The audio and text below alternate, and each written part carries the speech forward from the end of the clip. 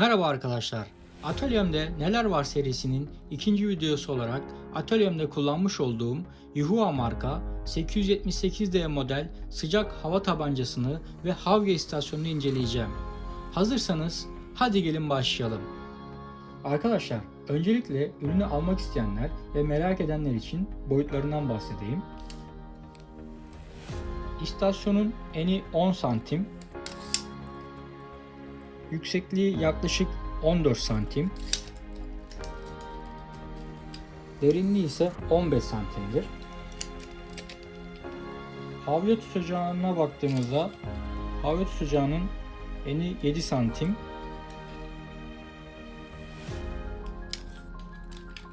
derinliği 15 santim, en yüksek kısmı ise 8,5 santimdir.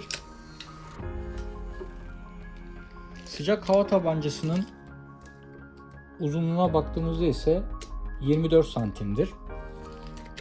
İstasyonun tamamıyla kapladığı alana baktığımızda, şöyle en olarak baktığımızda 23 santimdir. İstasyonun derinlik bakımından baktığımızda ise yaklaşık 25 santimdir. Yükseklik bakımından baktığımızda ise en yüksek kısmı 18 santimdir. Havyanın kablosu arkadaşlar takıp çıkarılabilir şekilde yapılmıştır ve havyanın kablosu 90 santimdir. Sıcak hava tabancasının kablosu ise direkt istasyona bağlı şekilde yapılmıştır ve kablo uzunluğu 88 santimdir. Ek olarak istasyon enerji kablosu da arka kısımda istasyona direkt bağlıdır ve onun da uzunluğu yaklaşık 95 santimdir arkadaşlar. Bu bilgilerden sonra istasyon üzerine bulunan tuş ve ayarlama potansiyometrelerinden bahsedeyim. Öncelikle arka kısımda bulunan on-off anahtarını on konumuna getirerek istasyonumuza enerji veriyoruz. Sıcak hava tabancasını kullanmak istiyorsanız buradaki on-off anahtarını on konumuna getiriyoruz. Havyayı kullanmak istiyorsanız ise buradaki on-off anahtarını on konumuna getiriyoruz. Öncelikle sıcak hava tabancasına bakalım arkadaşlar. Buradan on konumuna getirdiğimizde görmüş olduğunuz gibi display ekranda ayarlı olan en yüksek sıcaklık değeri gözüktü ve kayboldu. Buradaki yukarı aşağı tuşları ile sıcaklık değerimizi arttırabilir ya da azaltabiliriz. Burada mesela en yüksek 330 derece yapalım. Buradan bir örnekle de çalışmasına bakalım arkadaşlar. Buradan standtan elimizle aldığımızda görmüş olduğunuz gibi direkt ayarlamış olduğumuz 330 dereceye yükseldi arkadaşlar. Buradaki potansiyometre ise bu hava akışını arttırmak ve azaltmak için kullanılmaktadır. Mesela şu anda 3'te. Mesela sesinde duyuyorsunuzdur. Mesela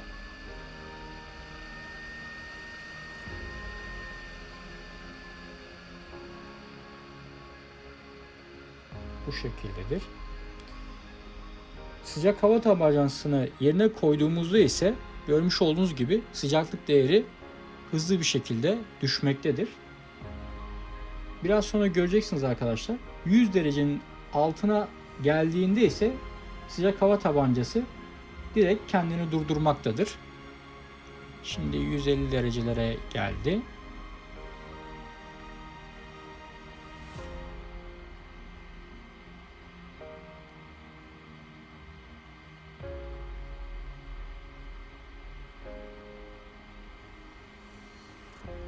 Akışı biraz azaltalım.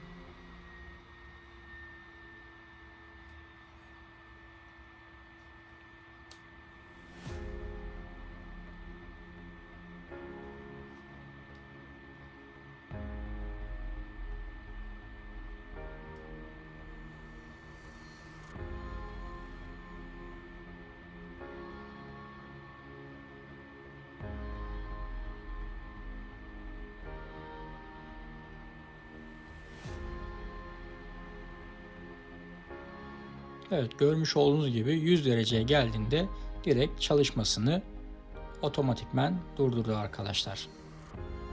Havya'yı kullanmak istediğimizde ise arkadaşlar buradaki on-off anahtarını on konumuna getiriyoruz ve buradaki led yanmaya başladığında Havya'nın ısınmaya başladığını anlıyoruz.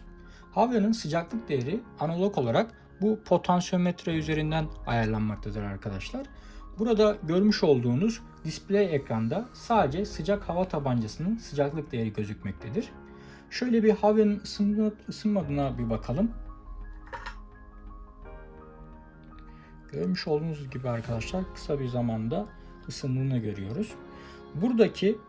Burada görmüş olduğunuz sünger ise Havya'nın ucunu temizlemek içindir arkadaşlar. Hemen bir ucunu temizlemeye çalışalım. Görmüş olduğunuz gibi süngere su koyduğumuzda genişleyip büyümektedir. Burada sünger ile de kolaylıkla Havya'nın ucunu temizleyebiliriz. Videoyu bitirmeden önce benim kullanım deneyimlerimden de bahsedeyim arkadaşlar. Yaklaşık 3 aydır kullanıyorum. Daha öncelerinde basit havyalar kullanıyordum. Bu havyayı aldıktan sonra sanki bir üst seviyeye çıkmış gibi oldum. Şöyle ki daha hızlı ısınıyor, daha ergonomik ve tek bir istasyon üzerinden hem sıcak hava tabancası hem de havyayı kullanabiliyorum. Bu özellikleri alt alta topladığımızda atölyemde görmek istediğim bir cihazdı. Severek de kullandığım için sizlerle paylaşmak istedim. Videomu izlediğiniz için teşekkür ederim. Bir sonraki videoda görüşmek üzere. Hoşça kalın.